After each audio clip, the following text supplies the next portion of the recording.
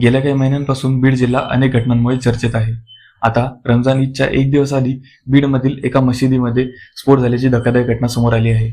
गेवराई तालुक्यातील गडी माजलगाव रोडवरील अर्धमसला गावातील मशिदीत शनिवारी मध्यरात्री हा स्फोट झाला आहे. या प्रकरणात विजय गव्हाणे आणि श्रीराम सागडे या दोन आरोपींना अटक करण्यात आली आहे. स्फोटापूर्वी विजय गव्हाणे यांनी सोशल मीडियावरती जिलेटिनच्या कांड्यांसह स्वतःचा व्हिडिओ पोस्ट केला होता. हातात जिलेटिनच्या कांड्या आणि तोंडात सिगारेट घेऊन तो व्हिडिओ बनवत होता. गुढीपाडवा आणि ईद हे दोन महत्वाचे सण असतानाच ही घटना घडल्यामुळे जिल्ह्यासह राज्यात मोठी खळबळ उडाली आहे. मध्यरात्री 2:30च्या सुमारास जिलेटिनच्या कांड्या ठेवून स्फोट घडवून आणल्यामुळे मशिदीची भिंत कोसळली, तसेच मोठा खड्डाही पडला. सुदैवाने या सौम्य स्फोटात कोणताही जीवितहानी झाल्याची घटना घडली नाही. या घटनेमुळे गावात तणावाचं वातावरण निर्माण झालं असून घटनास्थळी आईची, पोलीस अधीक्षकांसह तलवाडा पोलिसांचा मोठा फौजफाटा तैनात करण्यात आला आहे. रमजानच्या काळात मशिदीत असा स्फोट झाल्याने परिसरात खळबळ उडाली आहे.